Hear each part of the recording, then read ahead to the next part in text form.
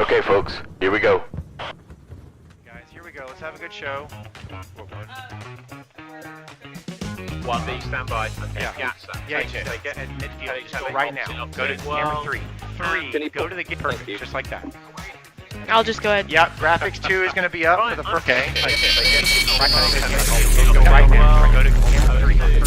Go. Yep. Can you Go to the gate. Perfect. Yeah. Just like that. No music. I'm going to hand to Q. Sophie. Wait for it. Wait for it. Wait for it. Radio. Be on radio in the Canal Zone. All right, guys, mic check. SCPM. Go ready. Okay, Ricky, mic. Wait for it. Yep, I am ready. Wait for it. Wait for it. 2.5. Willie, mic check. Yep, let's go. 1B, stand by. 10, 9, 8, 7, 6, 5, 4, 3, 2, 1. and we're live. Okay, and go for it, guys.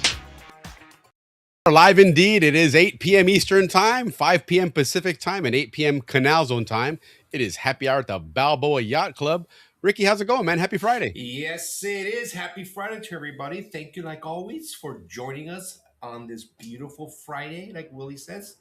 Again, thank you. We are SCN Canal Zone, happy hour at the Balboa Yacht Club.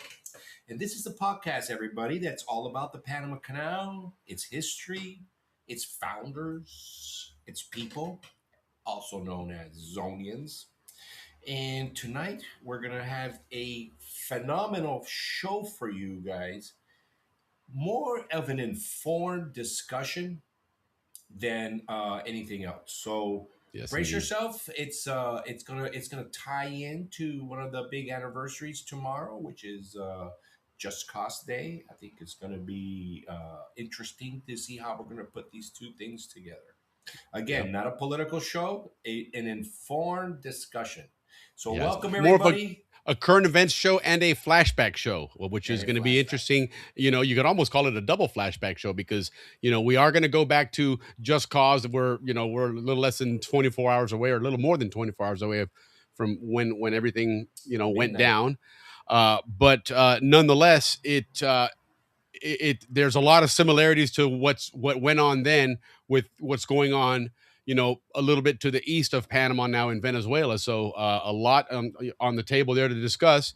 And again, it's going to flash back to a guest that we had on earlier in the year, two guests that we had on actually, Steve Tochterman from the Canal Zone from BHS, and Jesus Romero, who also served in the Canal Zone. They co-wrote a book that we went over, Final Flight, Queen of the Air, which is a great book about drug smuggling, and really it focused on the air part and some interesting things involving a little town in Texas that doesn't even have an airport and was somehow registering a ton of aircraft that were being used to fly drugs and stuff. And part of it we showed on a map there was interesting because it involved Venezuela and an air corridor that they use there. So it's going to be interesting how that correlates to what's going on now. But instead of being in the air now, we're going to go down on the water because, of course, in the news lately, there's been a lot of talk again with these boats that are getting bombed and what's going on there. So we're going to hear from some folks that have been talking about this, have been researching this on both in an official capacity and as well as, from an authorship, standpoint. So a lot of great information there. But before we do that, hello to our friends in the zone and around the And a world. toast. Yes, And a toast. exactly. A toast We first. can't Sorry, start guys. without our toast. So toast Salute, to all you everybody. Zonians and to the eighth wonder of the world. Yes, and Merry Christmas, everybody. It's time to start saying that. We should have been saying it the whole month. It is the one month where you can really push the holiday throughout the month. But Merry Christmas, Happy Hanukkah, Happy Kwanzaa, Happy whatever, any holidays out there. But nonetheless, so good evening, Jim. Good to see you. Yes, here we go. Jim and Diane Bradley, good to see you guys. Good evening. Yes, happy fellow Zonians on Fridays. That's what it's all about. Chris, good to see you. Happy Friday from Cincy, Hey, Kentucky. Chris. Right on. Yes. Good to see you, Chris. CZ forever, indeed. That is so iconic, and especially that view that we put on at the end of the show with Sosa Hill, right? And then the guys that did that job, whoever you are, a salute to you guys, man, because carving that into Sosa Hill is something that they did it probably out of just sheer pride and the adventurism and all that good stuff. But I don't think they realized how iconic that image would be and would become. As far as that, I don't know what you want to It call was it, a but high that, school thing. It was all the high school students that would get up there and do that. yeah, I think mean, it was, maybe you guys, the older guys, can tell us more about it. yeah, that would be interesting to find out. Yeah, If turn it was at a Ricky's volume up a little bit. club or Yeah, like, Ricky, they said turn your volume up a little bit if you can. Got you. I just gotta speak into the microphone. Yeah, there you go. But that would be interesting. You're right, to find out what that was all about. If, Yeah. if somebody here knew the people, or if somebody here did it, and I cut that remember in as a there. kid, I remember that the crews going up there. But I don't remember if it was like teams. Like Team A would do it from 1 month, Team B another month, Right. or something like that. Right. Well, I remember when they burned that place down. That was always pretty impressive, because Hey, Mark Cicero. you'd have Mark. Good to see you, man. Thanks for our yes. It is a lot of fun. It's a lot of work, and I'll tell you what. I'm a big fan of AI for a lot of different reasons, and I understand a lot of what it does from a productivity standpoint. And Ricky and I have set up a channel now that it's amazing how much we're able to do some show planning and get our stuff ready to go. So yeah, hopefully We've it'll. got the Knicks taken care of, all the technical stuff. We've gotten all Yeah, that. taken fingers care of. crossed that it Fingers continues crossed. that But way. at the end of the day, Willie, it's all about money, because we invest so much. Yeah, that is the true. more money you spend, the better the technology. That is works. very true. That is very, very true. But nonetheless, it's thank you. We appreciate it, and love you guys. Stepping in All our and sponsors, man, helping thank you out, so and then of much. course Yeah. our sponsors as well, and then you guys bring a lot of banter to the conversation, a lot of engagement and comments. Oftentimes reminding us of things, because that's part of what we're doing here, is going back there so that we all can learn and reminisce. And then in Mark's case, he puts together some really cool songs that they themselves evoke a cool Zonian conversation. So it's a lot of fun, man. I'm glad that we do this show, and I'm glad that we've been able to 100+ shows now that we're doing, and we keep plugging along, man, because it is a lot of fun. It's a blast to do this. So 112. yeah, right on, man. That's awesome. That's awesome. So, but anyway, let's get a few announcements. Ricky, I don't know what we have as far as announcements go, if there's much of anything, the but Canal Zone reunion, we have a few things going. The Canal Zone reunion, guys, they just put out. I think there's a new thing to do. What is it? New event, and you're gonna go check out Howard. Howard now, guys. Howard is the future of Panama. It's where all the tech's going, and we spoke about that a couple of weeks ago. How the United States has given Panama this green light to produce chips in Panama, right? And there's you guys know the train's going to be stopping there. The bullet train's going to be stopping there, plus all the new highways and bridges. So the Canal Zone Society, the Canal Zone reunion is putting together a go out there for 3.5 hours and go look around, check it out. But you're also going to go check out this brewery they have out there called Cerveceria Clandestina. Okay. And for 2 hours, unlimited tasting. So that alone is worth it. But it's a microbrewery, which I know a lot about. So you can go there and see how they're making beer and all that. I think it's going to be great. But it's a new event, and it's Go See Howard. So if you guys are interested in that, go check it out. If you're going to expat in Panama, that would be a great place to invest with all the stuff that's going there in the future. So that's what we have with Ricky. They said they can't hear you. They can't hear me. All right. Well, let's Willie, why don't you take over, and I'm gonna just and I mean, hey, never know, that might be a blessing in disguise, but nonetheless, yeah, no, it's amazing what the other day. It's interesting you mentioned that in Howard and the size and everything that they're adding there. We were in our chat the other day just kind of fooling around with these, for instance, right, and different things. What would have happened if, and especially leading up to Just Cause, where imagine if Just Cause had resulted not in just getting rid of Noriega and ultimately the Panamanian military as a unit, and instead going with what they ended up having, a government and a law enforcement, police force and all. But what if the United States during this invasion had decided, hey, we're gonna take the canal and the Canal Zone back and all that stuff? And I thought, okay, so again, not trying to get into anything political or this, that, or the other. It was just one of these, for instance, right? If it was, imagine if, and then we're thinking, okay, so if that was the case in 1989, which is when this happened, right? And then what would happen if we fast forward now to 2025? What would the canal zone be looking like, if the United States in 1989 had gone back in and said, hey, you know what, this ain't going to work. We're going to have the canal zone back. And so one of the things that I theorized was that it would continue to grow. And of course, many Zonian kids, like perhaps myself and others, would have stayed there and tried to get jobs there. And if that was the case, where would they expand to? And I thought, well, there's a whole West Bank area, Coakley, and all that area out there that would be a new canal zone area. So that was just kind of an interesting conversation to have. But it would be interesting to see. So, what are your thoughts if we were to, for whatever reason, again, not to discuss whether we could have, should have, did or didn't, but if the canal zone had continued, where would the canal zone be, or what would it look like today in 2025? Thinking about the technology there and all that kind of stuff. It'd be an interesting conversation to have, right? And see what your thoughts are on that. Say, I'm working, so I can't stay. We'll be out of town for holidays, but wanted to wish. Oh, absolutely, Jill. Well, Merry Christmas and Happy New Year to you as well. And enjoy your holidays and your work and whatever else you're doing. But thank you for reaching out and have a great weekend, Jill. Awesome. Ricky, you back? Still got that same frozen pose. So he's he's still, remember, he lives in the tech hub of the world, right next to Silicon Valley. So it is difficult to have connectivity over there in good old San Francisco. Can you guys hear me? We can hear you, but your video's frozen.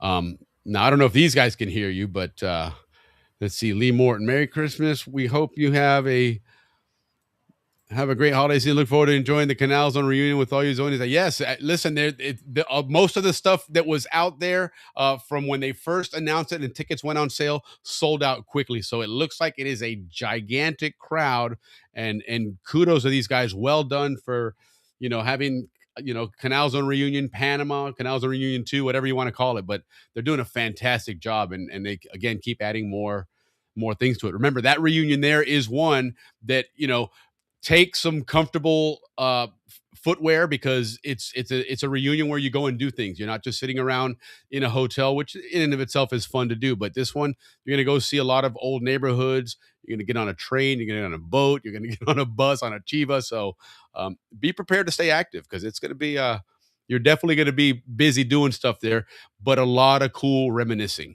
right? It's going to be different. Just be ready for that. It's certainly not, for a lot of people that haven't been down there since they left many, many years ago. It's certainly not the same Canal Zone, not by any stretch. But there's enough there that, if you've traveled overseas anywhere else, it's kind of nice to be somewhere where it is overseas, but it is familiar territory, right? Because you'll see stuff there that you certainly will recognize. I would say the probably the most, in my idea, and I've only gone back to Panama 2 times since I left in '89, so it's not like I'm up to speed and familiar with it. But I stay on a lot of social media, and there's plenty of Zonians and Panamanians that film and take pictures and stuff. But I would think that the most unchanged area of the Canal Zone, I would say, would probably be like El Prado, that area. I would say probably because it is so iconic in the way it was purposely designed and whatnot, that that would probably be the one for me. Sheila, how you doing? Good evening. Good to see you. Paul, good to see you. Merry Christmas from Panama. Yeah, right on. So, Paul, what is, in your opinion, what is the most of, more or less, like the residential areas and stuff, and I guess even the public spaces, but what is the most unchanged from Canal Zone days to now in Panama? Yeah, throw it in the chat there when you get a chance. I know we got that bit of a lag there, but yes, Merry Christmas to you as well, Sheila. We're at that season now. We're only a week away, right? I got to say, I like Panama the way it is today. Be nice if the zone, let's see here. Sorry, I put it up on the screen here. Be nice if the zone was still part of it, but all things changes the only constant. Amen to that, right? The more things change, the more they stay the same, or the more they stay the same, the more they change, whatever that saying is. But yeah, indeed, that's absolutely true. And it is Panama. The zone was a United States territory, so it was run and lived like the United States. It's now part of Panama. It's run and lived like Panama is. So, but you look at Panama in general and what that country has become, and I mean, just even the thought of having a metro and a subway and all that kind of stuff was probably not something we would have thought of 30, 40 years ago. And so that's pretty good. La Boca looks pretty good. Right on. Yeah, it does. Obviously, that one end of it is changing dramatically now with the new bridge going up, which is interesting. In fact, that I'll tell you what. While we're trying to get Ricky to do what he's doing, let me cue something up here. I got this video. I came across this video recently, and let me see where it is, because this has to do with the new bridge that's going up and where it's at. It's really, really impressive what they've done. It's absolutely impressive. Okay, Willie, I have no sound or voice. Okay, well, we're I would say, Ricky, if you can hear me or somewhere on, maybe if you're watching it, jump on your phone. You can at least do that, and that your camera and stuff will work there. You don't need the computer to do all that stuff. Then, I mean, we had Coach Bales on from Japan on his phone, walking around in his son's backyard at 10 o'clock in the morning on, in Japan. So the phone definitely works good. So give that a try. Let me look at something here. Here it is. Yeah, this is really cool. This bridge is it's the fourth bridge, they call it. We had Ralph Furlong on recently to talk a little bit about that, but it's the bridge has been it's about well, the bridge itself is not halfway done, but it's part bridge and part tunnel, right? Because you have the bridge going over the canal right in between the ports of Balboa and the Bridge of the Americas, the Thatcher Ferry Bridge. And but right underneath it, or next to it underneath, is a tunnel that's being dug. It's going under the canal and coming up, and they're going to run the metro through that thing. And what we found out is that Panama and the canal zone is let me flip that again.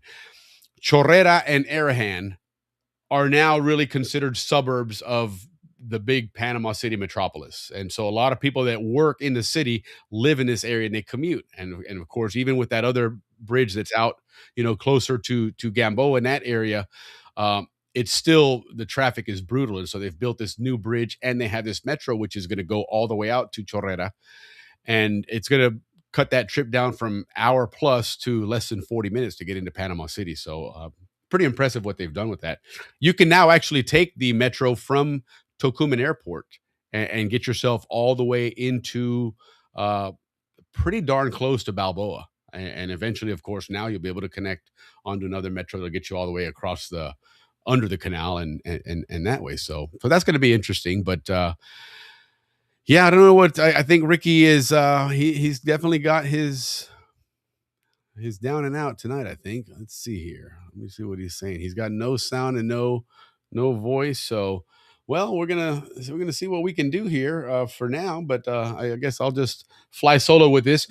Let's do this. Let me get our sponsor up here, because again, we definitely can't do this without the help of these guys. And Howler Monkey Sauce has been just top notch. They've stepped up and sponsored our show for 6 months now, and it is a great hot sauce anyway. I really like it, from just a personal standpoint, and now, of course, since they're sponsoring us, I really like it. But let's see what those guys are doing here. And with the ad, we did the first ad, which was Gamboa, and then we've been showing Mac, which was the second Howler Monkey that they're trialing. And Chamis should be coming out. He should be ready this weekend. You'll see him Friday. But let's go back, if you haven't seen yet. We've seen Mac a couple times. Let's go back and see then what if I can find him real quick. Where Mr. Is he here? Yeah, this is our original Howler Monkey, Gamboa. Check this guy out.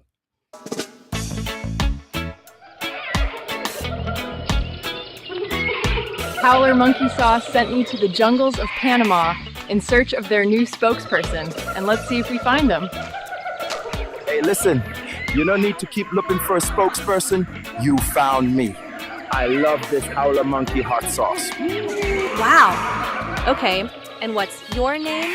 They call me Gamboa up here in these trees. Roll camera and action. This one, the Amarillo, is going to be amazing on chicken. Trust me. Do you know a howler monkey who can describe the sweet heat of our original with authentic ají chombo peppers, or the fresh punch of verde where habanero warmth meets crisp bell pepper? How about the bold tang of Amarillo, yellow Scotch bonnets blended with mustard seeds? And of course, our hot, the same great flavor as original, with red habaneros for that fire. Our sauces are all natural, no preservatives, gluten-free, pure flavor and pure fire. Are you the next Howler Monkey spokesperson?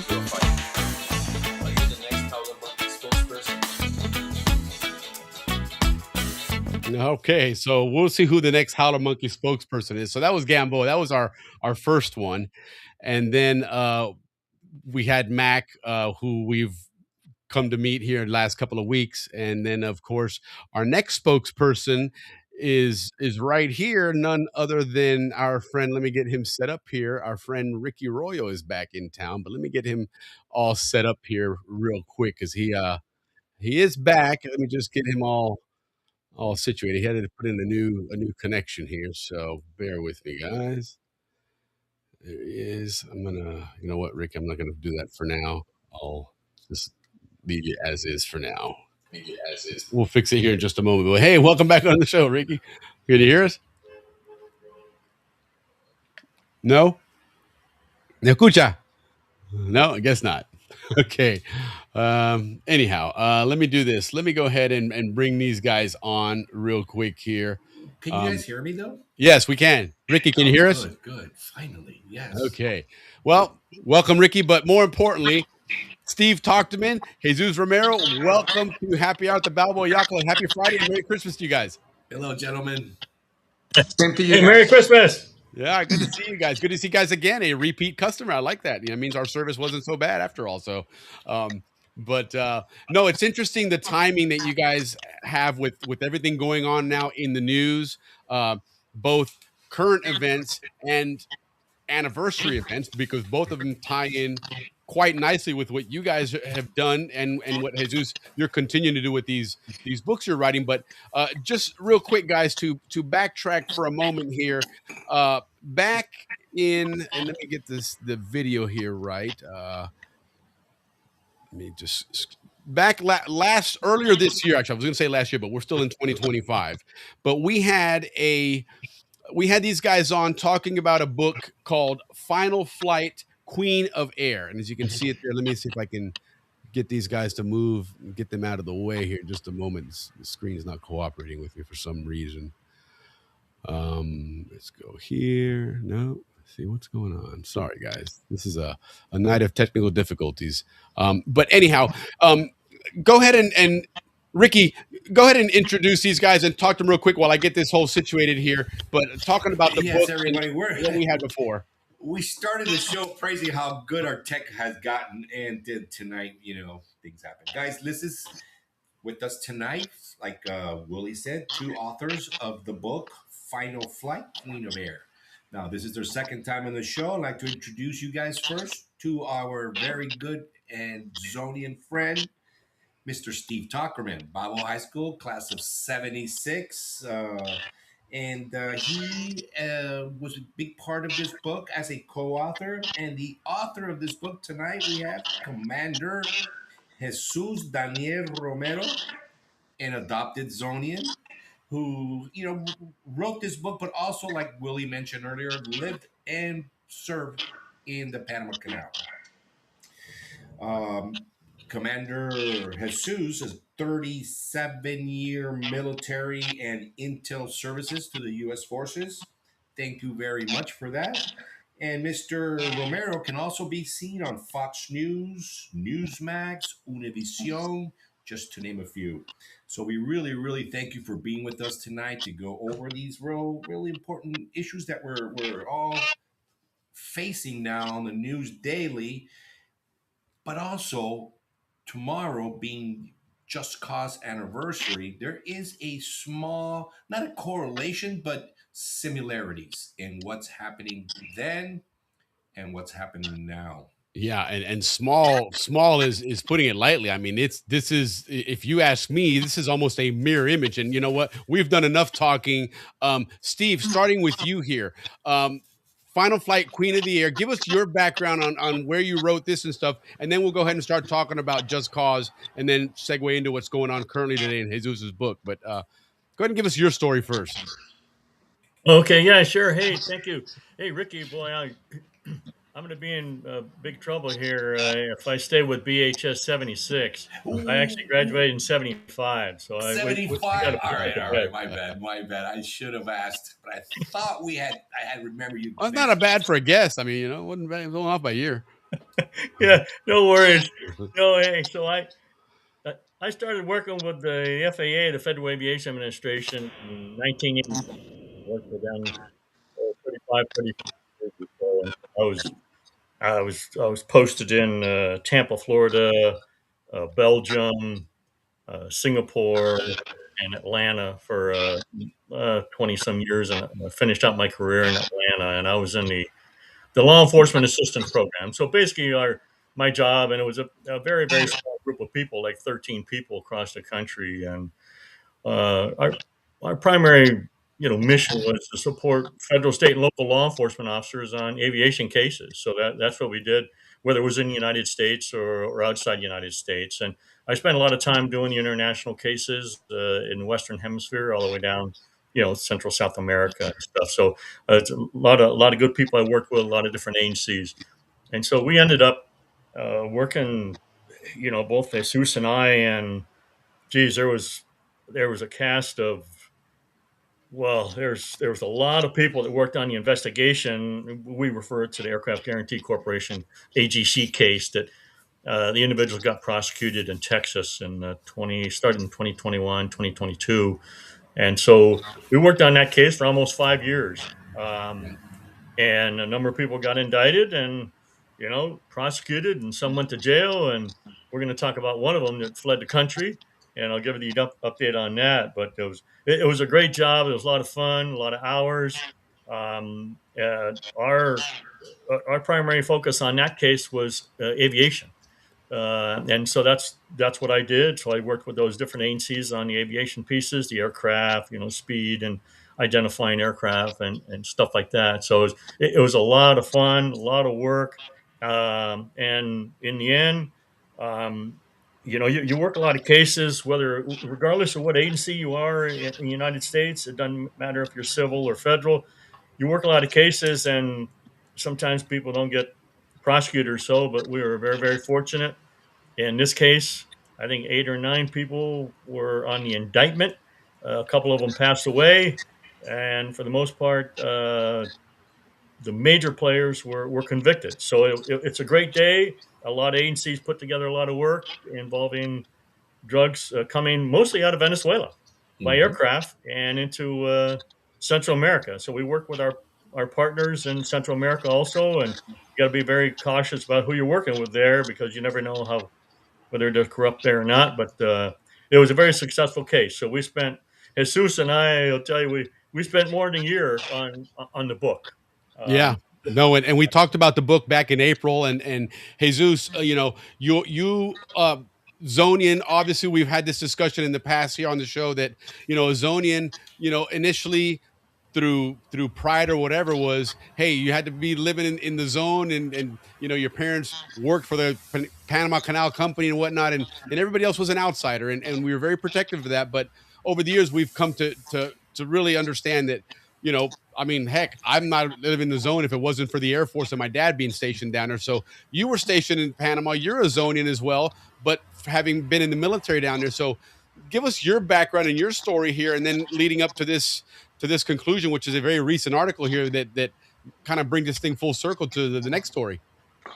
Yeah, my story is my father was stationed in Panama. He was in the Venezuelan Air Force, and he was part of the basically the School of Americas, or the Air Force component for Latin America. So my dad had been in Panama in the 50s, and I later joined the military and ended up going to Panama. And for whatever it's worth, my job was basically strategic intelligence.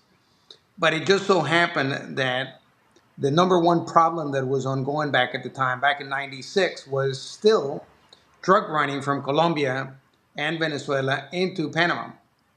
And so I spent basically 3 years all the way up to until we handed the Panama Canal to the Panamanians, doing the same mission, still doing counter drugs. And I was kind of thrown into it and never stopped doing it. I loved the mission. You could get self satisfaction within a couple of hours of your work. If Right. you did a good job, you can get some of the results immediately, and you can kind of scratch that itch. So we had a great time in Panama. We had, we formed great relationships, and still have some friends in Panama, and have some friends that were Zonians. And it just so happens that Steve and I kind of find out that he was in Panama at the recently within the case with Deborah Lynn Mercer, and so we were in Texas and find out that he had been in Panama, and me too. And so we started talking about some of the people that we knew, and turns out that we know the same people. Common mission. And so I'll tell you something about that I think it drives the point about tonight's interview.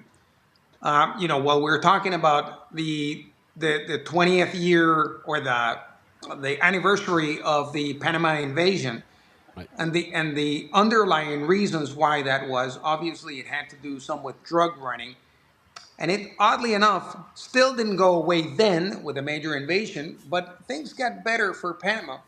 We're still dealing with um, the same problems, the same underpins that still kind of drives illicit economies and illicit activities Sure. today.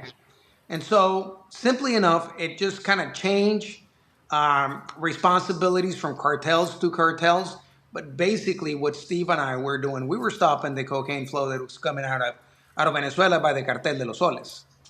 Right. Now let me ask you, going back to Panama and obviously pre-invasion, one of the issues was the fact that Noriega was dealing with the cartels in Medellin. And so after the invasion, how much of an impact did that have on them and Panama, because I mean that's loss, I would imagine, for those guys. Well, the drug flow didn't really change. In fact, if you remember, in the mid, you had this economy that was being run by. Wow. That's amazing. Well, and it's interesting because, one could argue then that when they look at Panama now and go, look at this incredible giant city, and you say, well, yeah, but a lot of it was financed by cocaine money, well, some people might say, well, what was wrong with that? Well, look what it did to our city, but, obviously long term, it's probably not good. And I would imagine that ultimately did hurt Panama, and force everything else to happen. But now let's talk about this case now and this OCCRP report that came out, which kind of brought that story back to, I wouldn't say full circle, but in some ways another conclusion, right? Go ahead, Steve. Yeah, definitely. This is the case involving a pilot and an aircraft broker out in California. His name is Lance Ricotta, and he's long term aviation guy out in California. A lot of people know him in Southern California and et cetera. And he ended up, he was an aircraft broker, and uh, he got convicted. Geez, 80s, early 90s, for falsifying documents with another, drug cartel guy by the name of Ed Nunez. But he later, he was an aircraft broker, and so anybody can broker an aircraft in the United States, regardless if they've ever been convicted of anything or not. So Lance was, broker an aircraft, and lo and behold, this OCCRP, which is a really reputable organization, and they do a lot of good reporting, not only on drug smuggling, but a lot of other investigative cases. They do a lot of investigative journalism. Really good. They worked on this for about a year, I guess, give or take. But Lance Ricotta brokered a number of aircraft. Now, he's not in the indictment that we're talking about in the case that led to Final Flight Queen of Air. However, uh, amazingly, 11 of the aircraft that he owned or had a hand in, whether it was money or a handshake or paper, 11 of his aircraft ended up either burned on the ground in Venezuela, Honduras, Guatemala, Mexico. And so his name was floated around a lot by a lot of different agencies. And so this OCCRP, decided to pick up and say, well, let's take a look at Lance Ricotta. And so it's a really good article about the number of aircraft that he brokered. Well, let's talk about that real quick, Steve, because that was in the crux of the book. This whole ability to literally have aircraft. I mean, you're talking $1 million aircraft change hands more than once in a day. In fact, so and this was happening in a town that didn't even have an airport. So give us that background to kind of put it in context when we talk about brokering all these aircraft and what that meant. Yeah, okay, exactly. So the AGC case was based upon the Aircraft Guarantee Corporation and Deborah Lynn Mercer. And there's a company in Dallas, WFAA. They've done some really, really good reporting. And a lot of agencies, including FAA and military and HSI, DEA, ATF, a whole bunch of agencies, IRS, worked on that investigation. So they registered about 1,200 aircraft in Onalaska, Texas. Yep. Onalaska, Texas does not have an airport, right, but they had about 1,200 aircraft registered, basically in that town. So the process to register an aircraft has been a problem for many, many years. And so here's the problem.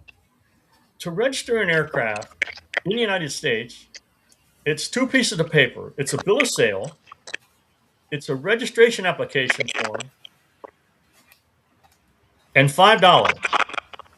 That's what it costs to register an aircraft, regardless of the size, if it's a single engine or... Now, does the bill of sale need to be notarized or anything? None of them. None of them has to be notarized, and most of the paperwork is sent through the mail, so nobody sees anybody. So if you want to register your car, typically you go to a DMV.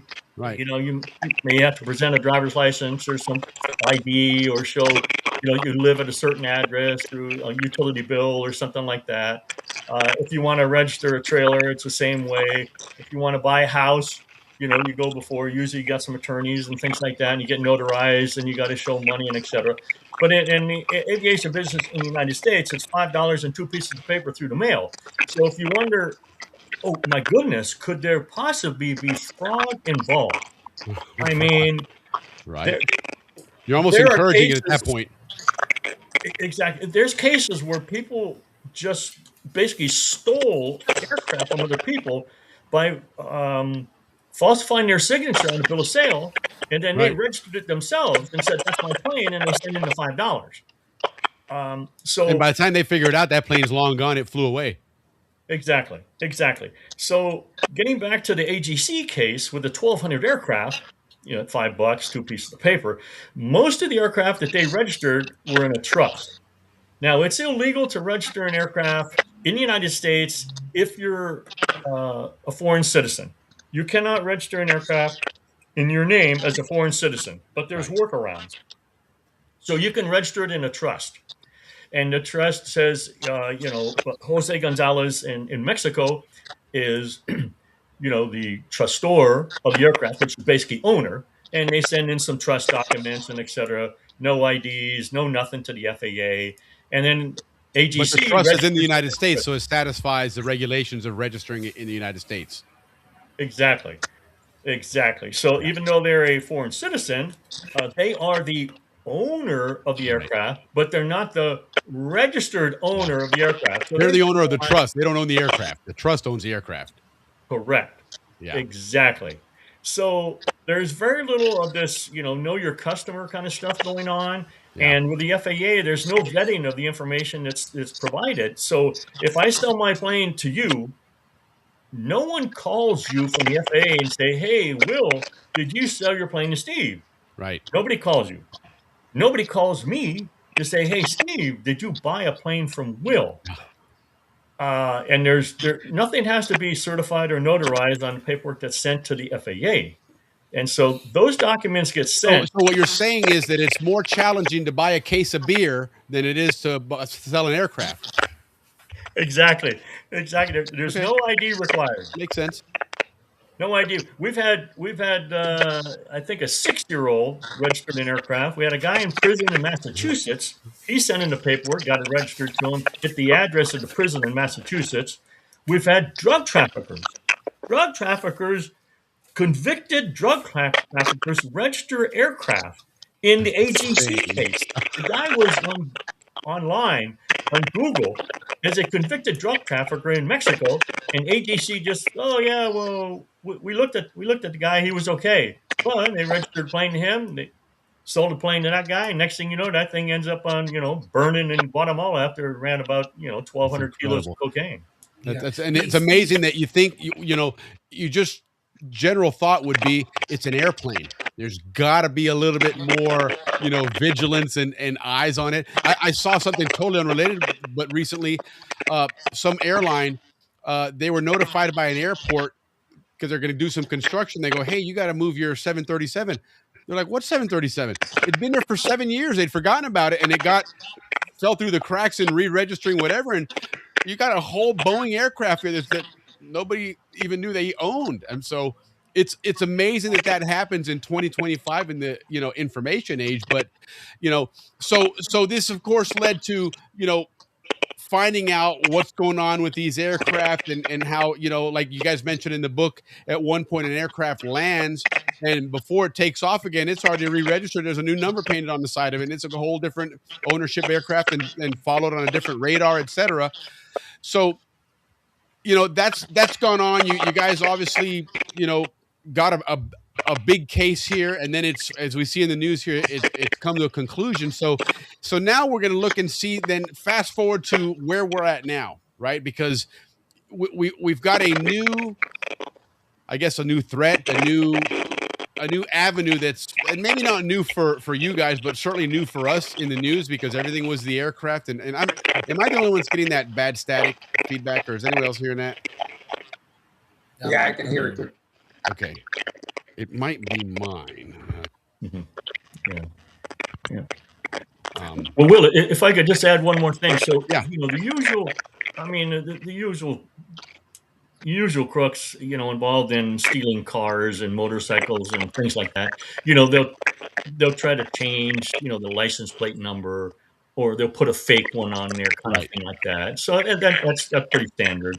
But I mean, the cartels and the crooks involved in aircraft, they pretty much do the same thing. They just change the tail number, and they put whatever tail number they want on there, and off they go. They also put tail numbers that exist, and that's what some of the scheme is. That Jesus and I worked a number of cases on that. Is Will owns a plane, November 1, 2, 3, 4, 5. And I'm going to jump out, but keep chatting. Yeah. And so the cartel they would just put on November 1, 2, 3, 4, 5. And so people would say, oh, shoot, there's Will's plane. And, well, wait a minute. What's Will's plane doing operating in Guatemala and Venezuela? Well, and then they'd call Will, and well, I don't know what you're talking about. And so it's the same thing with vehicles. They just dummy up, and they even change the paint scheme on the aircraft, stuff like that, to try to fool us. But it's just standard crook kind of regular stuff. But they do get kind of smart sometimes. But we just gotta. I mean, a lot of people work on these cases. Behind trying to find this. I got a question for you guys. Was there a single case in the book that, to you, captured the true scale of this aviation trafficking network? Could you say again? Was there a single case in the book that you guys wrote that, to you, captures the true scale of this aviation trafficking network? Like, what made you guys say this is important enough for us to write about? Oh, Jesus and I, we may disagree on the single one, but we're both going to agree on the case of the Saberliner that flipped over and ran down the the dirt strip. Oh, geez, one fight after that, and etc. That was a great case. That was a good So this case. is in Venezuela, and the plane was taking off. Yeah, so no, it's a Saberliner. It's a small jet, maybe about an 8 seat aircraft, really fast. Those jets, and so the plane flew from Mexico down into Venezuela. It loaded, I think, what 1,500 kilos of cocaine on that flight. They take all the seats out and etc. They load it in a remote area in Venezuela, and then it takes off in the middle of the night, and they fly dark. When I say they fly dark, they turn all their equipment off and stuff, so they think they can't get tracked and stuff like that. But I mean, the U.S. government's got some good equipment and stuff, and so they're looking as best we can. But it's a wide open ocean there between coming out of Venezuela and the Caribbean. But so, we saw the track, and the aircraft came in to land in a remote area. It's a dirt strip. They just built a dirt strip in the middle of nowhere, Guatemala. This one happened to be along the coast. I think it was the east coast of Guatemala. And these guys were coming in. The pilot was a 20, 30-year aviation pilot, very experienced, and a co-pilot who was a rookie. He never even flown in a Saberliner before. And his checklist, checklist for the co-pilot, it was handwritten. They did a handwritten checklist, for this guy because he'd never flown the Saberliner. And so they're coming into this dirt strip, and they ran out of fuel before they landed, and uh, they eventually landed, but they basically crash landed. That plane came flat down because it was like a rock coming down. It came flat down. It hit, flipped over, cartwheeled down the runway. Amazingly, the crew survived, but there was a firefight. The military was in the area, and the cartel showed up, and there was this big firefight for about an hour after that. And the pilot was named this guy Amaya, and he's well known. He's still in jail in Guatemala, but that was a really big case. A lot of people were looking at that one. Wow. Yeah. That's amazing. And then now we've transitioned then over to getting now into the water version of things, right? And we keep hearing these stories, and again, we're not trying to get into anything political here, but Jesus, shed some light on what's going on, on the water end of things. And interestingly enough, another book coming out, which again, I'm not kidding you guys, timing could not be better for this. But Jesus has a book that's coming out. Fingers crossed, it'll be out right before Christmas. It's called Lethal Silence: The Hidden World of Narco Submarines. Jesus, give us some background on this and how it ties into what's going on in the news right now. And there is, for what it's worth, there's something with your mic. I kind of turned it down a little bit because I think that's where the static is coming from, because I muted earlier and it stopped, for what it's worth. But I can hear the static the entire time right here. Yep. So anyway. But you sound good now, though. That's good. The problem is that narco traffickers need to push that dope out of Colombia, and they'll do it in any way, which way they can. So most of the time, and the majority of the volume of cocaine comes out via high speed boats, semi-submersibles, narco submarines, any way and they can get large amount of volume out, they'll try to do that. And so these speedboats normally carry anywhere between 1,200 kilos to 2,500. Low profile vessels can carry anywhere between 1,200 to 3 tons. And some of the semi-submersibles can carry 3 to 7 metric tons of cocaine. So what we're watching today is what I have been watching for the past 20 years. Okay. And what the reality of the truth of what's happening is that we are basically not keeping up in interdiction with high volume cocaine trafficking from Colombia through Ecuador and Venezuela. So when you hear people, they'll say, well, only it's a small percentage of cocaine that it's coming out of Venezuela. But what you don't hear those experts, because they're self-appointed experts, they'll never tell you what that amount is. They'll never tell you what that 9% is. Well, I can tell you, it's a lot. And Right. it's enough to say that there is hundreds and thousands of those maritime events that you're watching on TV or that you're watching on social media that gets reported by the Department of Defense. So we were watching that all the time. Now, if you are out there with all of the resources you have with the U.S. Coast Guard under Title 10 and Title 14, you can hit some of those loads. But you're never going to be able to hit all of the loads, and that Right. is what the problem and crux is.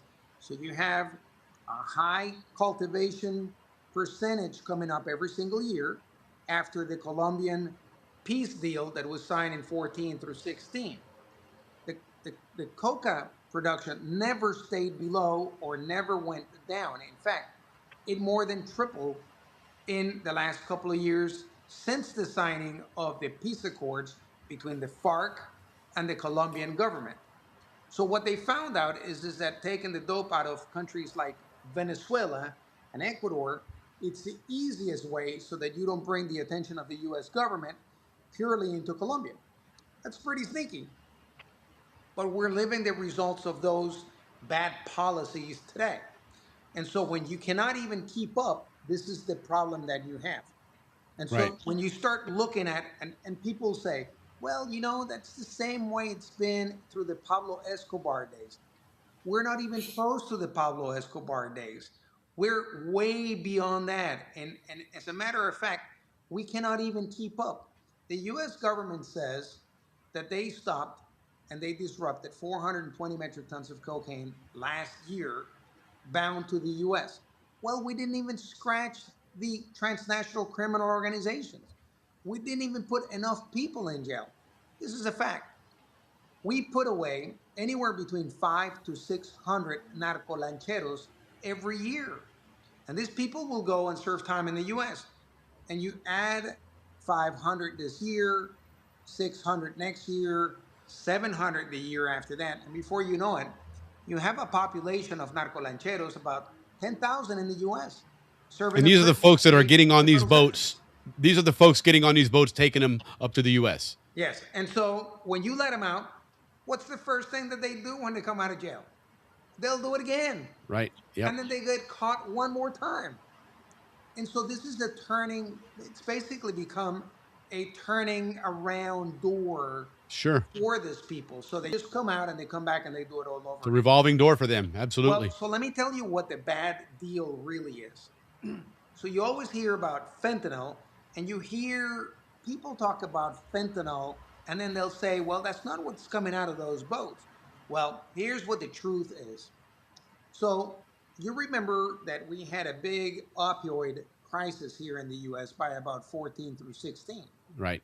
So basically, we had the largest addiction populace in the US, and it was heroin. Heroin was the number one problem in the US. It was not Right. opioids. Opioids obviously was becoming a problem because doctors were the ones prescribing it. And so there were pharmaceuticals involved and all of that stuff. So Congress did a great job. Congress kind of put the kibosh on that. And what happened was, it's that caused fentanyl to start coming from China. And then it started coming through the Mexican cartels. Well, the problem with fentanyl is that it was killing people. So Right. one small little dosage would kill you. So the narcos figured out, well, we can't really live by killing our clients. Yeah, it's And not going to work. so we got to find a way so that the fentanyl can be taken without killing. And they found out that mixing it with cocaine, what's kind of like reduce the chances of you dying. It was still lethal, but it was less lethal than just giving you pure fentanyl. Sure. So what you're here right now is when you hear about people saying, well, there's hundreds of thousands of Americans dying of fentanyl. Well, the truth is that it's fentanyl mixed with cocaine. Right. So now the whole thing about cocaine increase makes sense. So you need more cocaine so you can mix it with smaller dosages of fentanyl. In order to move your fentanyl, you got to have more cocaine to mix it with. And that is what most people can get to seem to think about how this whole thing affects American citizens.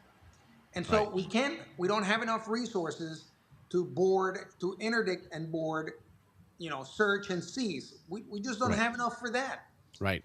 But when you actually look at the underlying reasons why Venezuela is particularly being the subject of this issue, is because they taken cocaine as a matter of conducting and basically an asymmetric warfare against the U.S. based on an ideology. And that is what the problem that we're having today. So when you look at is the Cartel de los Soles the same thing as the Sinaloan cartel or the Cartel de Jalisco? They're not. They're not even remotely close because the Cartel de los Soles has become the head of a narco state. There's not another narco state anywhere in the world. Right. There are no narco states in Mexico, so Mexico is still a country that still kind of has some rules and some Sure. facade of a democracy. They have challenges enforcing their laws, but they are still a sovereign country with laws. In a way. Yeah. So, Right. and so when you On paper. look at the U.S. strategy that's kind of like risen to priority levels now, basically what we're saying is this: if we continue allowing this drug shipments from making it into the U.S., before you know it, we're going to have a crack type of problem in the U.S. like we had in the 90s. Right. And so rather than living through that, I think that the policy it's congruent with the threat. So you have a country that it's led by a whole bunch of criminals that took over somebody else's elections and they just basically took Venezuela as theirs. So now you were hidden, you've been shielded from law enforcement and from international scrutiny by having a narco state. And that is the big difference that we're having and we're seeing in today's politics. And so and this goes back, we hear about Maduro and all that, but this goes back to Chavez. I mean, this was an actual policy that he verbalized, wasn't it, that he was going to attack America with cocaine, right?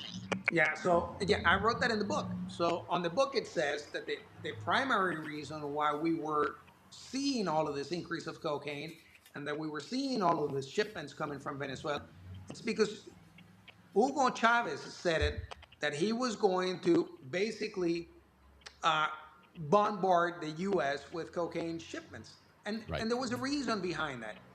It was based on the ideology to keep the left, the socialism of the 21st century. When Chavez used all of the petroleum money, when he kind of broke the bank, he figured out that in order for him to pay for the socialism of the 21st century project, he needed money.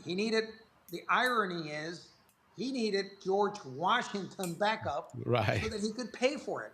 Sure. And so when you look at the underlying conditions and reasons about how we were attacked asymmetrically by a third world country, it makes sense now that you see why the cocaine production went up through the roof. Sure. So that you're using it to mix fentanyl, you're using all of that money that you're making it back so that you can buy elections, like, for example, in Mexico. Claudia Sheinbaum would have never won the elections in Mexico had not been for cocaine money proceeds directly from the cocaine air bridge that it's on the book. Right. Right. Well, and it's interesting you mentioned that. And Steve, you and I were talking the other day about this, and that we talk about this interdiction and how we're bombing these boats and whatnot. But you brought this up that well, what about all the aircraft being shot down in Venezuela? And I asked you, well, wait, that doesn't make sense because Venezuela is behind pushing this. But talk about that quote unquote tax, to fly in and out of Venezuela, which is one of the ways they're raising money. Yeah, that's a great question, Will. And so, Venezuela for probably 10, maybe 15 years or so, uh, has been shooting down. They call it disabling. They disable aircraft. Okay, And for the most part, these are drug smuggling aircraft that are flying into Venezuela in the middle of the night, usually from the north, Mexico, or some from Peru and Bolivia and Brazil and et cetera, stuff like that. But so the aircraft fly into Venezuela and they go to this remote area along the Colombian border on the northern part. And it's called the Apure region. And so they land there in the middle of the night, they load, and and then off they go. Okay, so Venezuela has air traffic control. They have military air traffic, and they're looking for the it's a sovereign country, and so they're worried about getting invaded or military or other aircraft flying through their airspace, just like any other country. So Venezuela figured out, well, heck, we're gonna, they were always taking a cut. They were always taking a percentage of the cocaine proceeds, Sure. usually by kilo. And so they decided, well, we're going to continue to take that cut, but now we're also going to charge everybody who wants to fly in, kind of like a landing fee. So if you fly from, say, Atlanta to San Francisco, you got to pay a landing fee when you land in San Francisco Correct. and any other. Okay, so the landing fee for a drug plane into Venezuela is hundreds of thousands of dollars. It's not cheap, and so Cost of basically doing business. that's the cost of doing business. And so there's advanced knowledge that, say, on Tuesday night at between 10 and 11 o'clock at night, a plane is going to come in from the north along these coordinates, etc., into Venezuela, and it's going to go to the Puri region. And so Venezuela sees the aircraft. They can see it. They can see it. They know the plane's coming. They can see it on their radar. They can hear it. It's coming in. And so someone in Venezuela at a high level says, let it go. Let it go, and it flies right into the Puri region. Takes a couple hours, loads up, refuels, and then as it flies back out, somebody at a high level in the cartel in Venezuela tells air traffic, let it go. No problem. And the military aircraft, Venezuelan military aircraft, stay on the ground. Now, if you do not pay, which the crooks, they don't like to pay. You're dealing with crooks, so it makes sense. You're dealing with crooks. So the crooks have sent tons of aircraft in without paying the fee in advance. Those aircraft get disabled by the Venezuelan military. Shot down, disabled. They let them land, and they blow them up. They burn pay them. to play, man. That's been going on for years. U.S. registered, Brazil, Mexico, Peru, Bolivia, Guyana, Honduras, you name it, the Dominican Republic, you name it. Their aircraft have been flying in there. Our aircraft have been flying in there and getting disabled and shot down. And who knows what happens to most of the pilots, etc. Right. So when I hear people complain that there's a fishing boat flying through the Caribbean or the East Pac and it gets destroyed by the United States, I have yet to hear of anyone for 15 years from the U.S. government complain about, hey, we just had an aircraft that flew into Venezuela and it got blown up. And we got hundreds of pictures of the planes, U.S. registered, and the legitimate tail number is on there. Right. And nobody complains. And I'm like, well, wait a minute.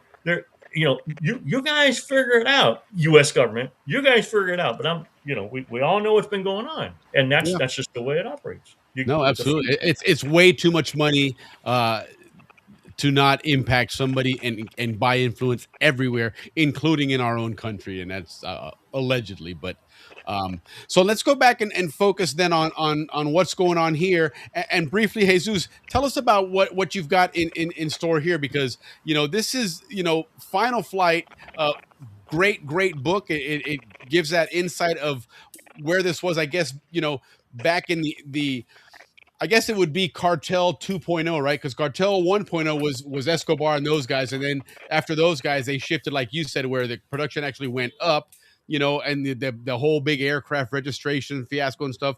And now we're into this next, I guess, Cartel version 3.0, which is this ocean going thing.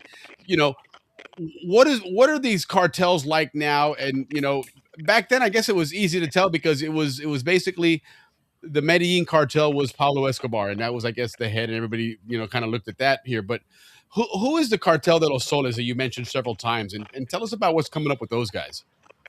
So, the Cartel de los Soles is basically Nicolás Maduro, Diosdado Cabello, and Vladimiro Padrinos Lopez. So, Nicolás Maduro is the Venezuelan former president. Diosdado Cabello is the former Minister of Justice, and Vladimiro Padrinos Lopez is the former Minister of Defense. Now, I say former because they actually lost the elections Correct. the presidential elections that were held in July of 2024. Now, they just basically robbed the elections and they stayed in power. Well, the Cartel de los Soles was born back in the days of Chavez. And basically, it was born out of the same thing that I explained earlier about, they basically broke the bank from oil proceeds, and they now had to go and find another way to make money to kind of push forward their socialism of the 21st century. Right. Well, what they actually did is that they kind of went out and they established relationships with the Colombian FARC. And that's how they first started getting cocaine out of Colombia into Venezuela, and then from Venezuela to Central America and the Caribbean. And FARC, for those of you that don't know, FARC is the Colombian rebels that were fighting in Colombia for many, many years, that had really kept that country and seemed like a perpetual civil war for seems like for 15, 20 years or so. And that's who FARC is. And they obviously turned from that to then, drug trafficking became a very, very big, tool for them. So basically, you still have the FARC in Colombia. You have other organizations as well. But you're trying to build yourself up to that. So in 2020, there was an indictment made in the U.S. where they actually identified Nicolás Maduro, Diosdado Cabello, and Vladimiro Padrinos Lopez as the main culprits of the Cartel de los Soles and what they were doing. But in doing that, there were two generals that were also designated under that same indictment. Well, those two generals were eventually arrested, extradited to the U.S., and they actually went through their court case, and they actually pleaded guilty. And they pleaded guilty to narco trafficking as major figures for the Cartel de los Soles. So when you hear people say, well, the Cartel de los Soles doesn't exist, and we haven't seen the proof and the evidence, well, you have two big army generals that are in jail serving a 20-year sentence for being members of the Cartel de los Soles, who were doing the coordination to pump the dope from Colombia to Venezuela to be flown into Central America, Mexico, and the Caribbean. Yeah. So basically, from this relationship, then also it kind of went over into the ELN. So in Colombia, the FARC and the ELN are now fighting over, basically control of the cocaine flow from Colombia into Venezuela. How do we know that? Because Jesus Santrich and Ivan Marquez, who were the top negotiators for the FARC, who were negotiating the peace accords out of La Habana, they eventually made it into Venezuela under the auspices of Nicolás Maduro. So there is plenty and ample evidence to show how the Cartel de los Soles has grown over the years about pumping that cocaine coming out of Colombia. So when you hear people say, well, it's only a small amount of cocaine that it's coming out of Venezuela, well, make sure they tell you what the tonnage is. Right. Because otherwise, they're telling you a lie. And mostly it's political. And mostly it's charged about emotions and things like that. And you're never going to hear only but real people have been on the field about to tell you facts and figures. Let me give you a figure, for example. Between 2017 and 2022, the Cartel de los Soles was able to pump 120 metric tons of cocaine by air from Venezuela, destined to the U.S. through Central America and the Caribbean. That's at a whopping $3 billion a year. And that was just on air. Now, meanwhile, you still have the maritime flow coming out of Colombia, coming out of Ecuador, coming out of Venezuela. And the Venezuelan cocaine was coming to Haiti, Dominican Republic, and Puerto Rico. Now, if you know anything about violence in Puerto Rico, it's mainly caused by Colombian cocaine, by taken through Venezuela. And then you have a failed state called Haiti, and it failed because of cocaine that was coming out of Colombia through Venezuela. So we've seen this movie many, many times, whether it's air or maritime. If you put enough pressure into one of these transshipment means, you're going to get an effect. You may be able to stop it, you may be able to disrupt it, but eventually it's going to pick up steam into some other areas, and you're going to see that flow change. Um, you know, where it's being originated and where it's being transited, but mainly still through the U.S. And I think that that's the problem with the American people. I don't think that we're well informed. I think that there is a huge amount of ignorance, but I don't fault the American people because they're hoping that we're doing our job, that the government is doing what it's supposed to do. But basically, what's happened in the last 30 years is, I'll tell you up front what the problem has been, having worked in this problem for 37 years. It's that the U.S. government gave up. The U.S. government was like, oh man, it's just a drug war. Nobody cares. Well, somebody cares because you have American citizens dying. Correct. So when this stuff has started kind of drawing down, you still have the narrative that we're in a war against drugs, but the U.S. Navy pulled out all of its ships. Right. And they said, hey, I'm sorry, we can't do it anymore because we don't have the ships, we don't have the money, and we got to put all of our efforts and resources into the war on terrorism. Correct. So 9/11 exacerbated the problem, and it Sure. basically gave Created them an a free opportunity. range. Now, let me ask you, and it kind of leads into what we're looking at there is the 3 books here, because there's a trilogy of books that are coming out now, that are really intricate stories. And again, guys, looking at the background of these guys and what they know, what they've seen and investigated, this is I mean, just fantastic information if you want to really learn what the story is here. But one of the things that I think probably isn't talked about a lot, that really is again exacerbating this even more, is there's a term out there now, transnational gangs, right? And we use that term a lot, but I think people don't understand that. You're looking at Cartel de los Soles, and they're in that Venezuela area. They're run by Maduro and his gang of folks. You have what was the cartel you just mentioned that's in well, of course, FARC, and then the other one in Colombia is what?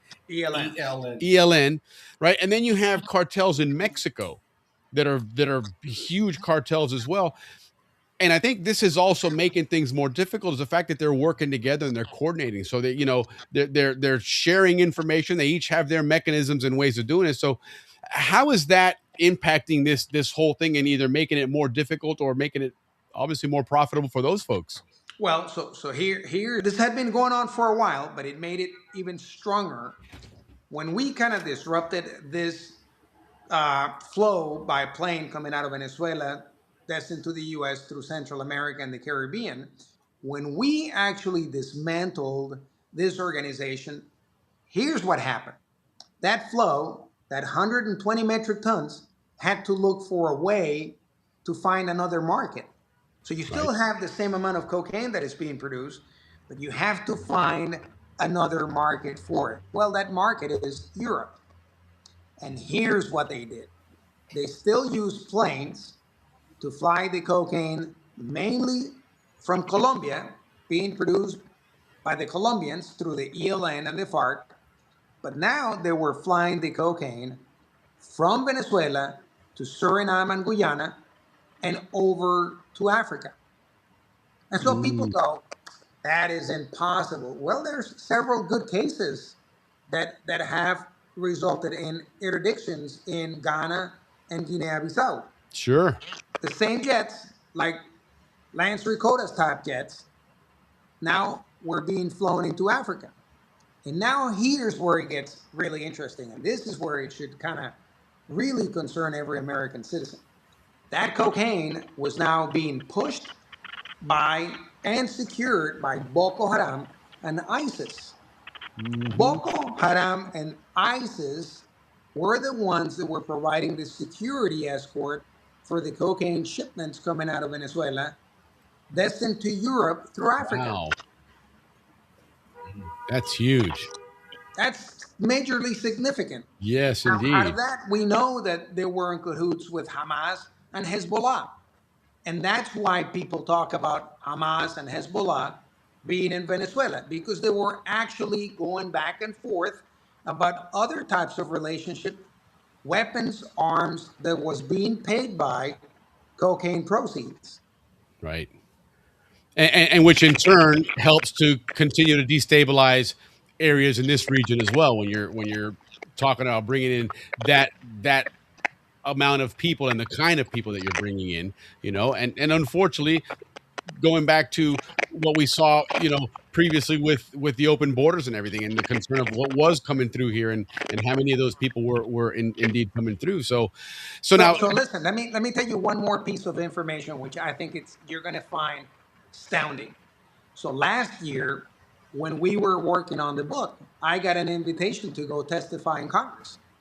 I was going to testify in Congress on a committee that was going to talk about the air threat against the U.S. And so I think that the testimony was in late April or early May. okay, So I had been invited by the Senate Judiciary Committee to testify in January. And then the actual testimony was going to be in April or May. Did you know that I was actually prevented from providing my testimony? I was disinvited wow, because of, obviously, the nature of the discussion was going to be the Deborah Lynn Mercer case, which directly had a relationship with the Cartel de los Soles. They right, did not they did not want to have me provide the testimony. In turn, they asked somebody else who wasn't involved in the investigation at all. right. They couldn't really provide anything that would compel anybody to take any action. Wow. That's amazing. So now we're looking at three books on the screen here: Shadows of the Cartel de los Soles, Lethal Silence, which is the one we're looking at that's getting ready to come out here, and then Tren de Aragua. We've heard a lot about Tren de Aragua, right, in the news, and certainly with the elections and everything else there. But again, notwithstanding the politics of it, give us a background of what Tren de Aragua is, who they are, and how they've become so prominent an organization. So Chavez knew early on that he was going to need someone that he could trust, that he could kind of give those special need requirements Right. to high level officers that would be, basically following what he was ordering him to do. And that got him into cocaine trafficking, armed trafficking, and actually assassinations, hits, murders, all kinds of stuff. That's where the Cartel de los Soles comes in, because when you're a flag level officer, you wear in your epaulette, you wear suns instead of stars like in the US. So that's the Cartel de los Soles. Oh, very All right. interesting. So there's a lot of So symbolism there. so now he gets a military institutions. He brings in the intelligence apparatus, and now he's doing all of his illicit and illegal activities by using Venezuela's military. All right, so the other side, he knew that he just couldn't count on the military to do this. So they devised a very sneaky way of using basically people that were in jail to go out and do the same thing, so that you would have two sides that they didn't trust each other, but Right. you could kind of make him do whatever they wanted. So now you have the Tren de Aragua, which was born out of Tocoron, which was one of the Venezuelan prisons. And Chavez used one of his closest colleagues that she was an expert in dealing with the criminals. And then it came out to be the Tren de Aragua. Now, why is this important? I'll put it in one single case so that you understand.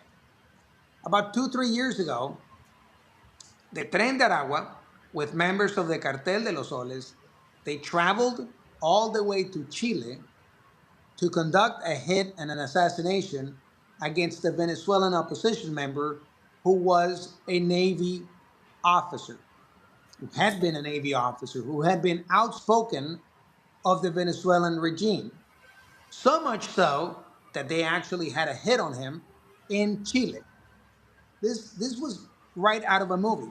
So they Right. killed him. They put him in a hole, and then they poured concrete on him. And then finally, all of this stuff came out. Really drive out the Tren de Aragua out of the U.S. They were in Florida, in New York, in Colorado, Texas, California. I mean, basically, they were everywhere in the U.S. And this is the result of what we're living. This is the last thing. Got you. I got a question, but at one point I thought this question was going to be huge, but you've experienced so much. What surprised you the most doing this research for this book? I mean, your stories sound great, and I'm sure there's got to be one in there that really surprised you and said, you know what, this has got to be why I'm writing this book. Well, I think that what surprised me the most is that this is actually a ground level truth. While we were kind of having some few levels of success, right? We finally figured out how to kind of stop some of the flow. You know, we were driving the Guatemalan military out into the places where the planes were landing.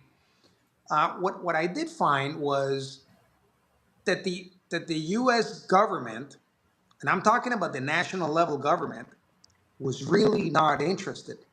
And in so much so is that they were not really helping. So when we would ask for water and food and MREs and sat phones and paying the sat phone cards, all of that became real slow. I mean, it came in lost in the bureaucracy. And let me tell you, I'll be quite honest. I had shared this with Steve while we were conducting the investigation. I felt alone in Guatemala doing all of this work. I didn't get a whole lot of help from the U.S. government. And I thought that we had lost the war, even though we won and we stopped the cocaine flow by planes into Guatemala, which was basically going to go into the U.S. I felt that we had lost it. We did not have enough resources. The U.S. government was definitely not committed. And I thought it was after 37 years, I told Steve, I'm walking out the front door. It's not that I just don't want to. It's just that I don't have the resources. I mean, you can almost look at that almost like a Vietnam in a way. You know, I can feel their pain. Yeah. So that would be the biggest surprise, at least for me. I thought it would be more like, you know, Al Qaeda or something involved, but yeah, that we threw in the towel and basically gave up on that war, and now we are where we are. Force us to have to fight it again and take different measures, you know. And now, Steve, you know, going back to the initial story and again these air corridors, you know, where are we at now when it comes to the whole registration fiasco, and has that slowed down at all, or is that still a problem with air and stuff, and where's that at now? Okay, so it has changed. It has changed actually by the cartels, not by the U.S. government. So the registration process for aircraft in the United States remains the same. Of course. Of course. Unbelievable. So now there are fewer aircraft being exported or sent to Mexico for drug trafficking purposes, and I truly believe this, and in part is that it wasn't the book, it was the investigation and the prosecution, and people got convicted. So basically, in the indictment, which is available online. If you can't find it, send me an email. I'll be happy to send it to anybody. Is it four of the largest aircraft brokers? Now, there's one, he was not charged that, but he's charged another one. The four of the five largest aircraft brokers involved in these flights and sending aircraft, they're in the indictment. Okay. So the U.S. Attorney's Office did a fantastic job. So did the other agencies. And so that is in part of why a lot of the aircraft are not going there. So every once in a while, Jesus and I, we're still watching aircraft movements and things like that. But I can tell you the FAA registration process is the same, but it was the investigation, but more so the prosecution. And then we'll talk a little bit about an indictment of this other guy and his extradition. But so it was those things, but people got convicted and sent to jail. And basically we shut down the air bridge for it's been going on now about almost 3 years. Now, again, that doesn't mean to say there are not a couple flights here and there, but I think there was 1 year, and Jesus knows the exact number. There was 1 year, maybe it was 2020 or 2021. I think there was like 200 flights in a year.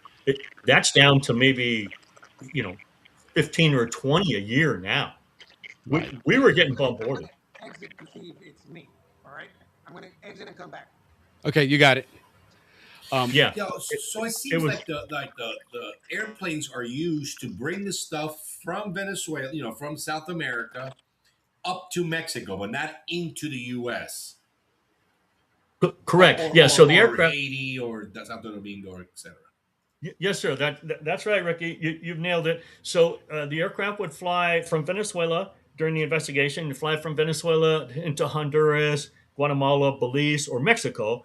The aircraft would land in remote airstrips. They'd offload the cocaine.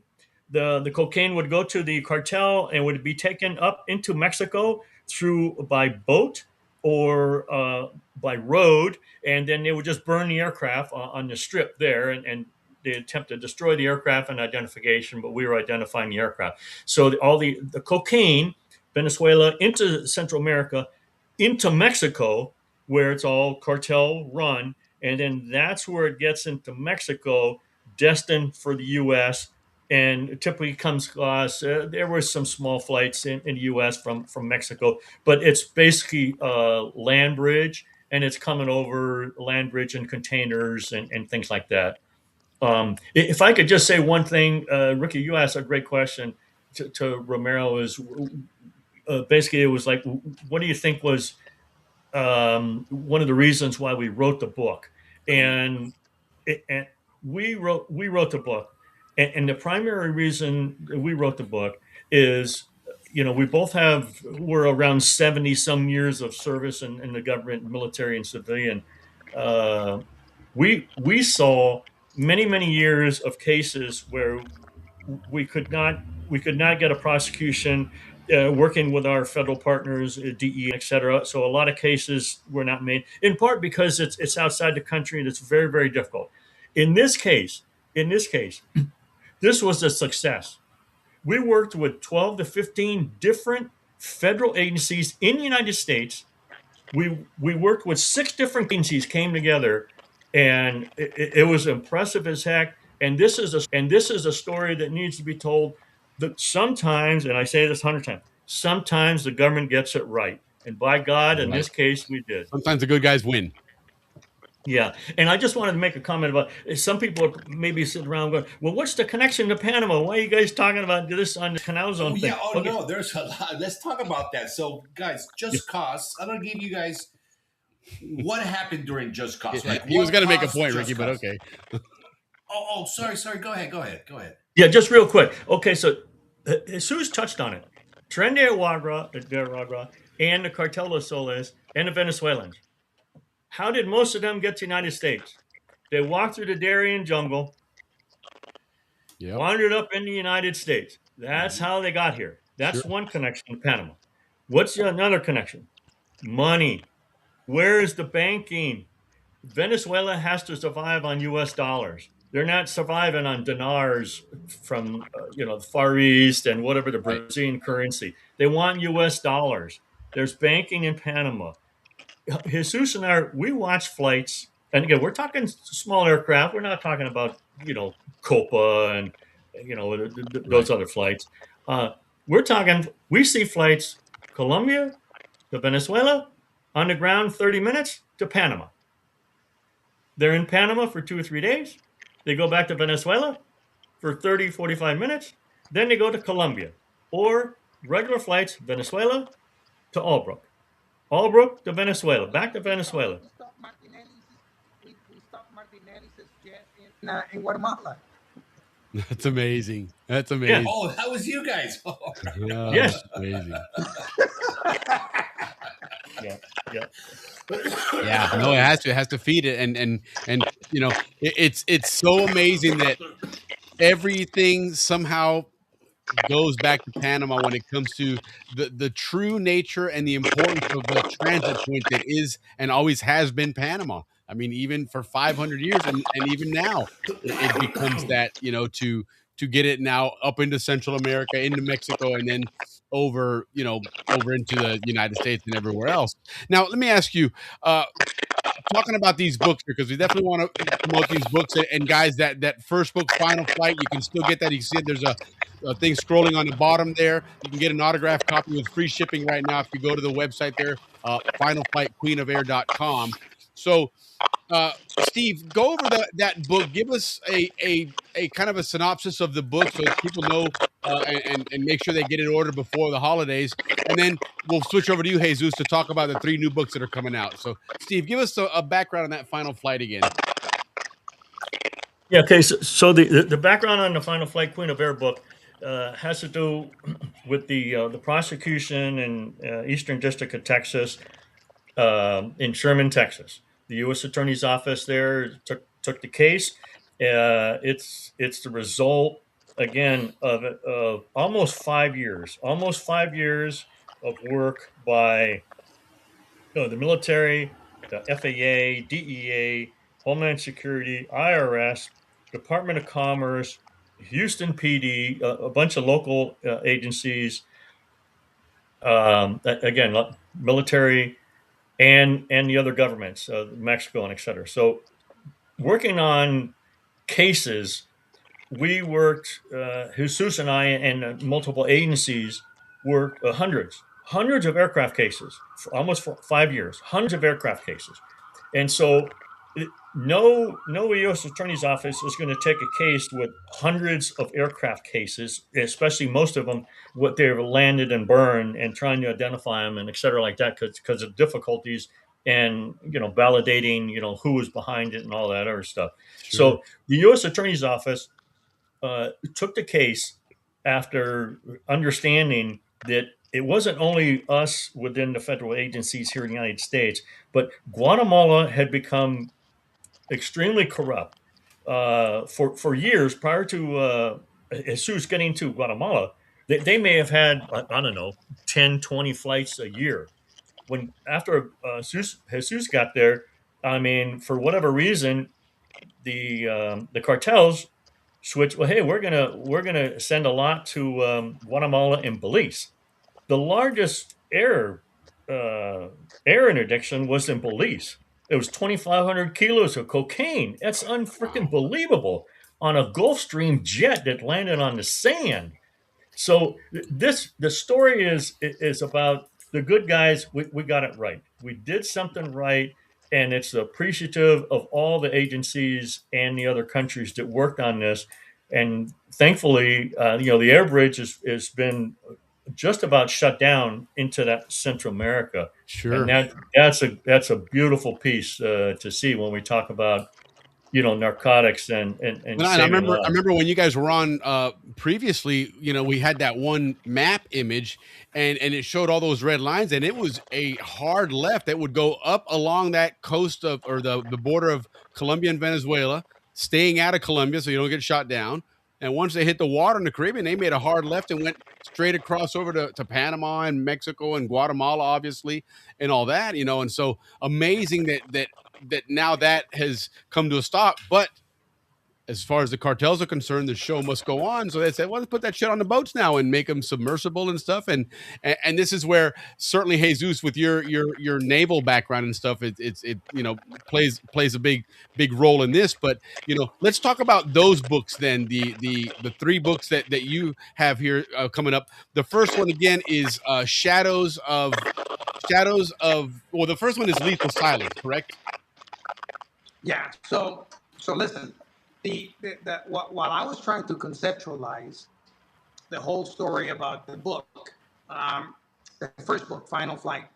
I wanted to tell a story. I was trying to deal with some of my inner demons as I retired. And I was trying to conceptualize how I wanted to present this book. And so my wife was the one that said, why don't you just tell the story of what happened? And that way you get it out of your system and people will know what you guys did. That it's worth telling that story. Sure. And just like Steve said, we wanted to make sure that the people had a chance to read and to understand what the government does well and what it doesn't do so good. Right. And so, the book, I thought that the book was very well written and it was a great story. And I swore up and down, Steve knows. We lost him. But then it dawned on me with everything that was going on right now, right? What's going on with the contemporary politics about about the drug problem. And so when people are saying that the Cartel de los Soles doesn't exist, and this is a narrative that is being carried on, and there are people that actually believe it, I thought, there is no way I'm just going to sit still here. And rather than become a part of the political problem, I'm going to focus my time and effort into actually writing a story that, in fact, matches the story of Final Flight.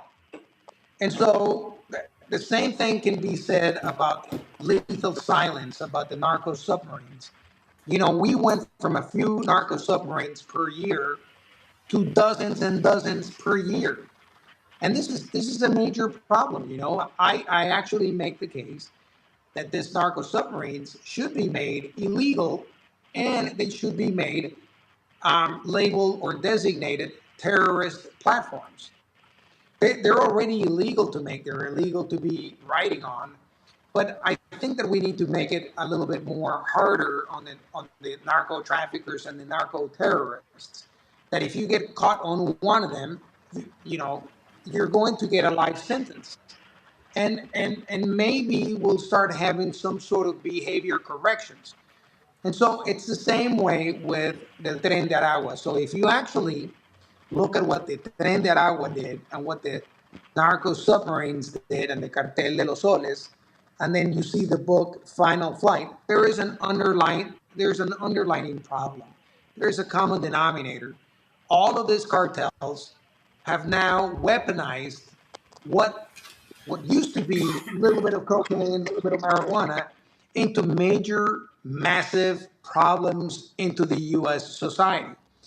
So when I make the case in the books that this is an asymmetric warfare being waged against the U.S., well, it is. When you consider how much cocaine is being transported in these vessels, you're talking about the equivalent of giving bullets and ammo and weapons to kids in the U.S. Correct. So that they can shoot themselves. Yep. Absolutely. 100%. Like the opiate war of China. Yeah, no, 100%. It is. And again, that's why earlier I asked about the whole Hugo Chavez involvement, because, this didn't just organically become something that Venezuela said, hey, look at this, we can make some money. They purposely targeted the United States in a form of attack, and they bragged about it, right? And so this is what's going on here. And Maduro just picked up where Chavez left off. And so it is an attack. It's a blatant attack. It's an announced attack. And to me, it's absurd that we look at it as a law and order problem. This really is an attack by a foreign government and a foreign entity and a terrorist, no different than flying an airplane into the World Trade Center. So Okay. So listen, this is not politics. So Right. I'm not trying to drive a political of course. message, but I'm going to tell you, I'm ashamed that we had cocaine in the White House. 3 years ago, Right. there was cocaine in the Oval Office. Yeah. And people try to minimize what the cocaine problem is in the U.S. It's not a small problem. It's not a little war like some of these people want to tell you. It's a huge war. And let me tell you, we were losing it. Yeah. No, without a doubt. And I can't turn around and say that we're winning it yet. We've had some success, but there is still a lot of work to be done. And maybe this will open people's eyes to it. And who knows, maybe if things get dealt with Venezuela in a certain way, that may curtail it. But at the end of the day, you know, somebody else is going to pop up somewhere that is glad to take the payoff to continue to do that. So, you know, it's not up to these countries to police themselves as much as it's up to the United States to protect themselves and have to do it with whatever means necessary, if you ask I me. love that comment. You know, Love it. but anyhow, listen, guys, this was fantastic. This was, you know, really, really informative. You guys obviously bring a lot of not just great knowledge, but experience behind it, and the credibility behind it because of your roles, you know, in government. And first and foremost, thank you for your service, you guys, and appreciate what you guys do to help out here. And thank you for providing us a great show, because this is some fantastic content. Again, to me, the timing couldn't be better, right? There's just so much going. It's funny, yesterday when we were doing some show prep, Jesus is like, well, I hope they don't attack tonight. You know, and I was like, well, if they do, I hope you stay on our show first, because we booked you before CNN and Fox did. So, but right now we're free and clear. But I think people have a little bit more context on this. And again, appreciate you guys making sure that we didn't make this a political show. This was really about informing of what's going on now, how it tied into us, the Zonians, with everything that we had that anniversary tomorrow going on. And it really does all, I hate to use the term tie in nicely, but it does, right, for this story. And so great job, you guys, on what you've brought to the table, what you've brought to print. Continued success. Jesus, good luck with the 3 new books there. Again, guys, fingers crossed that first one's out before Christmas. We can get it ordered and whatnot. But again, guys, thank you so much. You got any parting messages, any red carpet treatment? It's yours, man. Give us an announcement or something. Happy holidays. All right. Beautiful. Absolutely. Yep.